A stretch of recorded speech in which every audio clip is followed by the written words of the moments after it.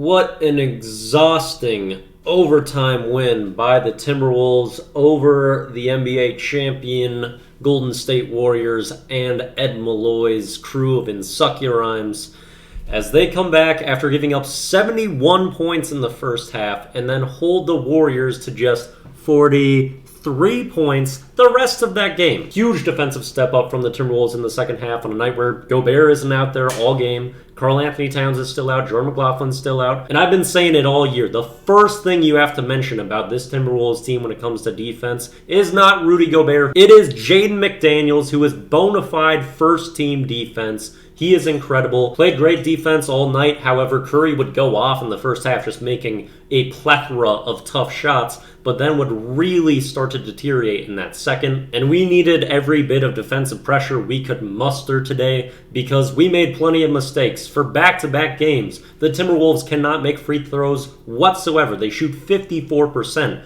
We were also atrocious shooting the ball from three, 28% on 50 attempts. We played the Warriors. They shot 33. We're jacking up so many more shots when we simply don't have it. From three, Anthony Edwards, 2 of 11. Naz FREED, 2 of 8. And Naz has been struggling from three for a while, although Naz FREED would have an incredible night, especially in that fourth quarter and overtime, although he would also miss some shots that really could have sealed things a little bit earlier. And the Timberwolves lost the first 3 quarters of the game. They probably should have won the third quarter, but went 5 of 12 from the line in that quarter. They would also get no points from D'Angelo Russell in that quarter, although he had a very good first half and a blazing fourth quarter where he had a stretch of a couple minutes where he was just hitting 3 after 3 and really got into his mojo and starting to hit some tough step backs. And then he kind of shwished again, as he seems to always do. It's just about impossible to get a complete game from D'Lo. He'll have these stretches where he's just this unstoppable point god, and then he's point gone, and I'm sad.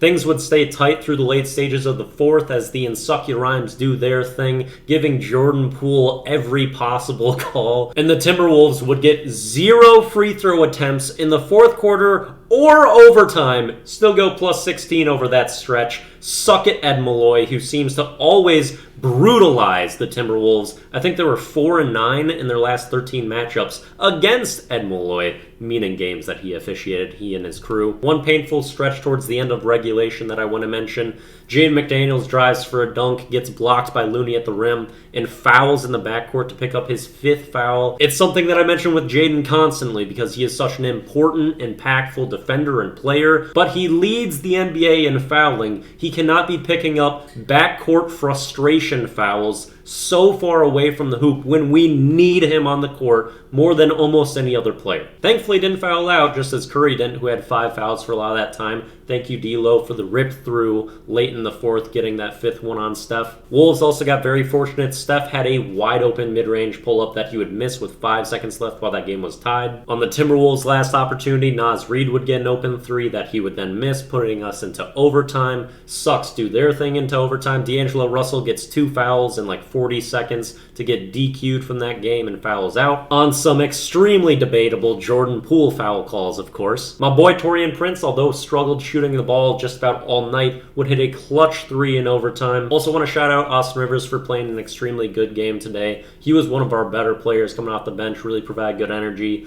Jalen Noel got some buckets, but I've not liked the way he's played for a while. When he's in these rough slumps, it seems like he pushes things and gets away from the best aspects of himself and takes a lot of shots that are just poor decisions. And as much as I love his play style, he's been very up and down for us this year. But through some tough ant buckets in OT and a final Naz FREED offensive rebound and put back dunk, Timberwolves will win this one by 5. Close out the win against the Warriors, who have really struggled in overtime. They had only won 2 of their last 16 overtime games coming into this one tonight, so now they're 2 of 15 with 9 straight overtime road losses. Rough look for the champs. Glad we could get the win. It's an important one. Our next game is against the Orlando Magic on Friday, a team that no matter how bad they are always gives us trouble, and they've got more talent and health than they have for the last several years, so they could very easily pose a bit of a challenge for our team. Let's see what happens. Oh my god.